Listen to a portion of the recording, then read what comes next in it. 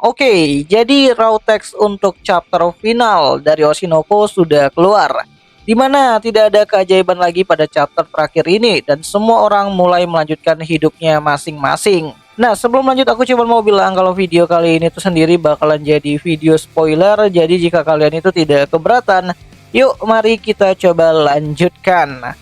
So, pada panel-panel awal kita diberi informasi mengenai jumlah panel yang akan ada pada chapter kali ini, yaitu berjumlah 25 halaman, di mana panel awal memperlihatkan sosok dari Ai Hoshino dengan kedua mata Star E-nya.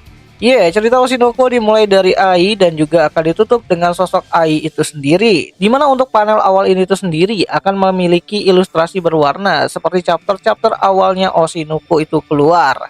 So, masuk ke dalam cerita masih dengan monolognya dari karakter Akane Kurokawa, di mana untuk beberapa waktu Ruby yang terus menangisi kematiannya dari Aqua Hoshino akhirnya bangkit kembali dan menjalani hidupnya. Ya, meski mengatakan kalau dunia ini adalah tempat yang kejam, Ruby akhirnya memilih untuk melawan dunia yang kejam ini dengan sebuah tekad yang baru.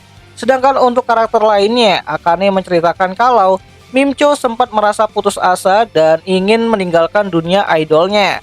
Namun pada saat yang bersamaan Arima datang dan langsung memarahi si Mimcho dan memintanya untuk tidak berhenti, di mana di masa-masa sulit anggota Bekomachi masih sempat-sempatnya berlatih koreografi dengan Peon, di mana Peon juga merasa sedih dengan kepergiannya dari si Aqua. Bahkan pada saat latihan, Peon sempat meneteskan air matanya. Sedangkan untuk Himekawa sendiri, ia memiliki kedekatan dengan Arimakana dalam hal menjaga Ruby. Ya, ada satu panel yang memperlihatkan Himekawa dan Arimakana mencoba untuk menghalau datangnya para paparazzi ataupun wartawan gitu kan saat Ruby pergi ke kuburan untuk berdoa. Di mana di sisi lain Mama Miyako tampak mencoba untuk menenangkan dirinya. Ya, sebagai seorang ibu, kehilangan anak seperti Aqua adalah hal yang cukup traumatik bagi dirinya. Namun demi keberlangsungan hidup anaknya yang lain, Mama Miyako memutuskan untuk kembali bekerja agar Ruby bisa terus bersinar di masa depan.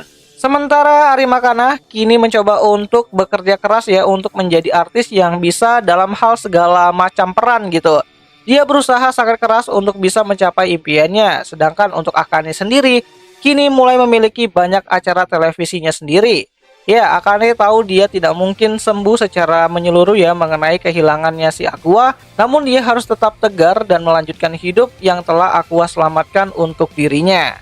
So, seiring berjalannya waktu, orang-orang mulai menyukai cerita hidup dari sosok Ruby Hoshino. Ya, dengan backstory memiliki ayah seorang pembunuh dan kehilangan sosok saudara laki-laki yang sangat menyayanginya, banyak orang-orang yang mulai penasaran bagaimana Ruby bisa menjalani hidupnya. Dan tanpa sadar, orang-orang tersebut itu kini mulai menjadi bagian dari fansnya si Ruby.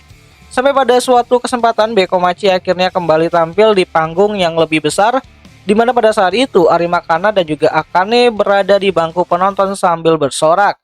Sedangkan Ruby mulai memperkenalkan dua anggota baru yang akan menggantikan posisi Arimakana dan juga Mimcho di grup idol Bekomachi itu sendiri. Nah, pada bocoran kali ini tidak dijelaskan mengenai keberadaan Mimcho, apakah ia masih bersama Bekomachi di atas panggung atau hiatus untuk menyelesaikan proses perkuliahannya. Namun yang pasti ada sosok anak kecil yang akhirnya merasa sangat senang banget saat Ruby menjadi bintang utama pada acara konser tersebut, di mana dikatakan kalau cahaya dari Ruby akhirnya bisa menyinari sosok anak kecil yang bersembunyi di balik bayang-bayang panggung.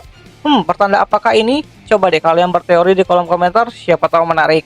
So, setelah semua roda kehidupan kembali bergerak pada suatu pagi ya, tepatnya itu pada pukul 5:30 pagi, Ruby akhirnya terbangun, di mana ia mulai untuk pergi bekerja lagi.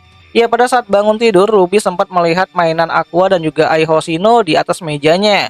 Di mana sebelum berangkat keluar rumah, Ruby berkata, "Hari ini berangkat kerja lagi, meskipun setiap hari dipenuhi dengan kebohongan. Dan itu cukup menyakitkan, aku harus tetap tersenyum di atas panggung.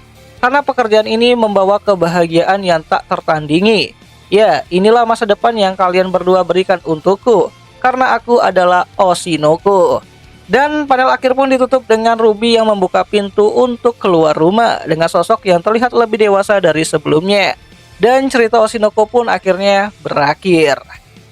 Jadi akhirnya selesai juga ya cerita peridolan yang penuh dengan plot twist kali ini.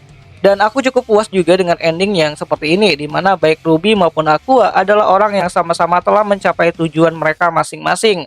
Dan kalau masih ada yang bilang ending Oshinoko itu ampas, ada aku nggak tahu lagi dari mana Karabit itu muncul gitu kan.